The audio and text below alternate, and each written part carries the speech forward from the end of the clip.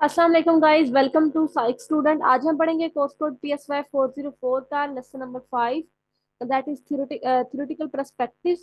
इसके अंदर हम कवर करेंगे topic 17 to 21 and topic number 17 is introducing perspective.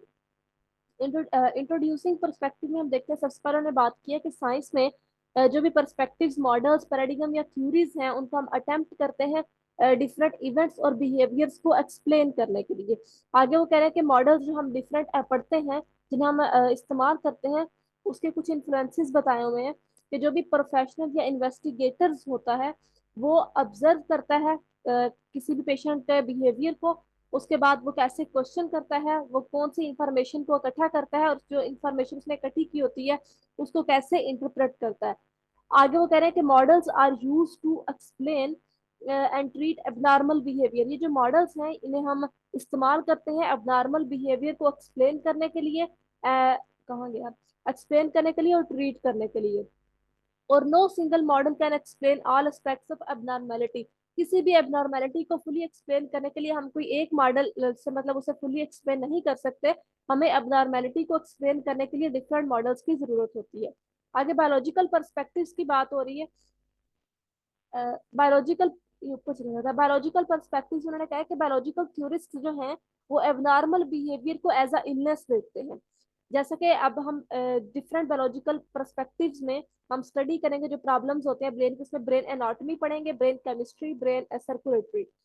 इसमें सबसे पहले है brain anatomy and abnormal behaviour. उन्होंने कहा है कि ब्रेन 100 बिलियन नर्व सेल्स पर मुश्तमिल होता है जिसे न्यूरॉन्स कहा जाता है, और 1000 ऑफ बिलियन स्पोर्ट सेल्स पर मुश्तमिल होता है जिसे गलिया कहा जाता है, और इन्हें ग्लाइल सेल्स भी कहा जाता है। और ब्रेन के अंदर जो लार्ज ग्रुप ऑफ न्यूरॉन्स होते हैं, एक ब्रेन का जो स्ट्रक्चर होता है उसे ब्रेन रीजन कहा जाता है। और जो क्लिनिकल रिसर्चर्स हैं उन्होंने कहा, डिस्कवर किया है साइकोलॉजिकल डिसऑर्डर्स और जो भी स्पेसिफिक ब्रेन के स्पेसिफिक स्ट्रक्चर्स में प्रॉब्लम्स होते हैं और उनके दरमियान एक कोई ना कोई एक कनेक्शन होता है। ठीक है, ये क्लिनिकल्स की रिसर्च है। आगे वो कह रहे हैं कि जो भी साइकोलॉजिकल इलनेस का ब्रेन केमिस्ट्री और ब्रेन एनाटॉमी के साथ एक गहरा ताल्लुक है। जो हम पढ़ के आए कि ये बायोलॉजिकल इलनेस के तौर पर से देखते हैं तो इसका ब्रेन केमिस्ट्री और ब्रेन एनाटॉमी के साथ बहुत गहरा ताल्लुक है। टॉपिक 19 देखते हैं कि brain chemistry and abnormal behaviour. वो कह रहे हैं कि जो भी इंफॉर्मेशन हमारे ब्रेन के अंदर मौजूद होती है, जो इंफॉर्मेशन हमारे ब्रेन में एक न्यूरॉन से दूसरे न्यूरॉन तक जाती है, वो इलेक्ट्रिकल इम्पल्सिस की फॉर्म में ट्रांसफर होती है। और जो स्ट्रक्चर ऑफ न्यूरॉन्स है उसके अंदर dendrite, cell body, axon, electrical impulse, neurotransmitters और साइनेप्स होते हैं। इसके स्ट्रक्चर में शामिल है, इन्हें वन बाय वन आगे हम डिस्कस करते हैं। ब्रेन केमिस्ट्री में वो बात हो रही है न्यूरॉन डेंड्राइट्स की। क्या है कि जो इम्पल्स होती है वो सबसे पहले रिसीव होती है न्यूरॉन डेंड्राइट्स पे, उसके बाद वो ट्रेवल करती है न्यूरॉन एक्सोन की तरफ, और उसके बाद ट्रांसमिट हो जाती है नेवर एंडिंग में किसी दूसरे न्यूरॉन में थ्रो नेवर एंडिंग। अगर न्यूरॉन्स जो सेपरेट होते हैं स्पेस के साथ उसको साइनेप्स कहा जाता है। और उसके बाद उन्होंने कहा है कि जो भी इलेक्ट्रिकल इम्पल्स होती है, मैं आपको वही पढ़ा रही हूँ जो मैंने हाईलाइट किया हुआ है, इलेक्ट्रिकल जो इम्पल्स होती है वो न्यूरॉन्स एंडिंग्स की तरफ पहुंचती है और ये एक रिलीज करती है एक केमिकल जिसको न्यूरोट्रांसमीटर कहा जाता है। उन्होंने कहा कि जो न्यूरॉन्स होते हैं ये मैसेज को रिसीव भी करते हैं, मैसेज सेंड भी करते हैं। जिस तरह फॉर एग्जाम्पल एक मैसेज आप लीव कर रहे हैं फायर का, ठीक है, टू स्टार्ट अ फायर का, तो फिर दूसरे न्यूरॉन पे वो मैसेज रिसीव होगा तो वो मैसेज दे देगा स्टॉप द फायरिंग का। जैसा कि हम देखते हैं, उन्होंने कहा कि जो न्यूरो ट्रांसमीटर्स हैं वो ब्रेन के अंदर मूविंग इंफॉर्मेशन के लिए बहुत अहम किरदार अदा करते हैं, इंफॉर्मेशन को एक जगह से दूसरी जगह ट्रांसफर करने के लिए। टॉपिक 20 में बात हो रही है न्यूरो की।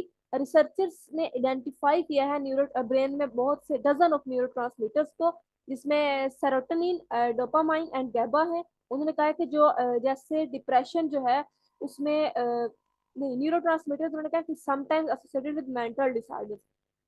जो भी हमारे न्यूरो हैं वो मेंटल डिसऑर्डर से एसोसिएट होते हैं, लिंक्ड होते हैं। जैसे डिप्रेशन जो है उसमें उन्होंने कहा है कि सेरोटोनिन एंड नोरफिनाइन जो है वो इम्प्लीकेट किया गया है।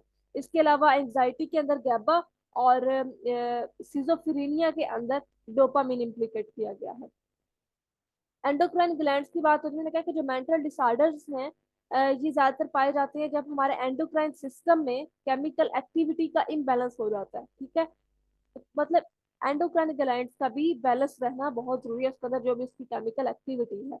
और जो ग्लैंड्स है जो वो केमिकल रिलीज करते हैं उसको हार्मोन्स कहा जाता है।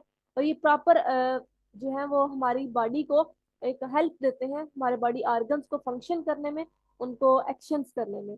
उसके बाद उन्होंने कहा है कि जो हार्मोन सिक्रीट होता है जैसा कि कोलेस्ट्रॉल, उससे क्या होता है कि ये जो भी मतलब कि हार्मोन सिक्रीट हो रहे हैं हमारे बॉडी में, उनका भी बैलेंस रहना बहुत जरूरी है। अगर हार्मोन्स भी इनबैलेंस हो जाएंगे तो उससे भी जो है वो साइकोलॉजिकल डिसऑर्डर्स जो है वो पैदा होंगे।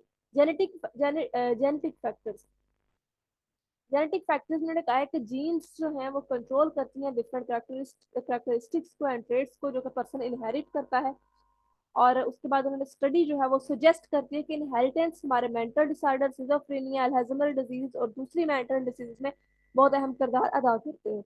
वायरल इन्फेक्शन में बात हो रही है बायोलॉजिकल, उन्होंने कहा कि बायोलॉजिकल परस्पेक्टिव के अंदर जो भी दूसरे इंपॉर्टेंट फैक्टर्स हैं जो एबनॉर्मल ब्रेन स्ट्रक्चर या बायोकेमिकल डिस्फंक्शन का बायस बनते हैं, ये एक इन्फेक्शन होता है। ये पर्टिकुलरली एक वायरल इन्फेक्शन होता है जो कि हमारे एबनॉर्मल जो है ब्रेन स्ट्रक्चर का या बायोकेमिकल डिस्फंक्शन का सबब बनता है, जैसा कि schizophrenia and parental viral exposure और इंटेलेक्चुअल डिसेबिलिटी।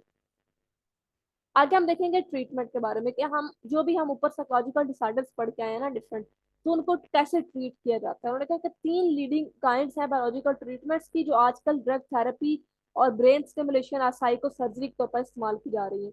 जैसा कि सबसे पहले है ड्रग थेरेपी, साइकोट्रोपिक मेडिसिन। इसमें क्या होता है कि there are the drugs that primarily affect the brain and reduce many symptoms of mental dysfunction. These drugs have greatly changed the outlook for a member of mental disorders that were widely used. जिसके अंदर drug therapy में बात करें कि जो drugs होती हैं वो हमारे ब्रेन को अफेक्ट करती हैं, जो भी मतलब कि ब्रेन में जो डिसऑर्डर्स होते हैं, ठीक है, जो भी मेंटल डिस्फंक्शन के सिम्टम्स होते हैं उसको कम करती है।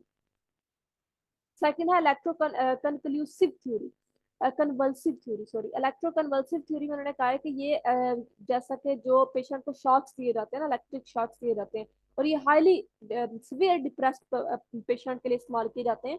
और पहले आखिरी हद तक कोशिश की जाती है कि ये ना दिए जाए, और अगर कोई मतलब कि ये कोई और चांस ना हो, आखिरी हरबा यही हो, तो फिर इसे अपनाया जाता है कि इलेक्ट्रिक शॉक्स जो पेशेंट को दिए जाते हैं। इसके वार्ड्स बताए हुए कि 65 to 140 वार्ड्स होते हैं, ये एमसीक्यू के लिए इंपॉर्टेंट है। न्यूरो सर्जरी उन्होंने कहा कि थर्ड काइंड है बायोलॉजिकल ट्रीटमेंट की इस साइको सर्जरी, जो भी हम ब्रेन की सर्जरी होती है मेंटल डिसऑर्डर्स के की वजह से, उसको न्यूरो सर्जरी के ट्रीटमेंट के तौर पर इस्तेमाल किया जाता है। मतलब उसके लिए न्यूरो सर्जरी का ट्रीटमेंट हम करते हैं, तो ब्रेन सर्जरी करनी है। तो ये था हमारा लेसन नंबर 5। लेसन नंबर 5 ये कोई बायोलॉजी का सब्जेक्ट नहीं है, ये साइकोलॉजी का सब्जेक्ट था। जो मेन फंक्शंस थे चीज़ों के और जो मेन उनके सिम्टम्स थे या ट्रीटमेंट हमने पढ़ा, ये जो भी उनकी मेन पॉइंट्स थे वो मैंने आप लोगों को समझा दिए, उनका कंसेप्ट आप लोगों को दे दिया शॉर्टली। बाकी अगर हम ज्यादा लंबा करेंगे तो फिर हमारा शॉर्ट लेक्चर नहीं रहेगा ये। अगर फिर भी कुछ समझ नहीं आता आप लोग कमेंट बॉक्स में पूछ सकते हैं। लास्ट फिर मेरे रिक्वेस्ट, मेरे चैनल को लाइक करें, शेयर करें, सब्सक्राइब करें। मिलते हैं इंशाल्लाह नेक्स्ट लेक्चर में। अपना ख्याल रखिएगा। खुदा हाफिज।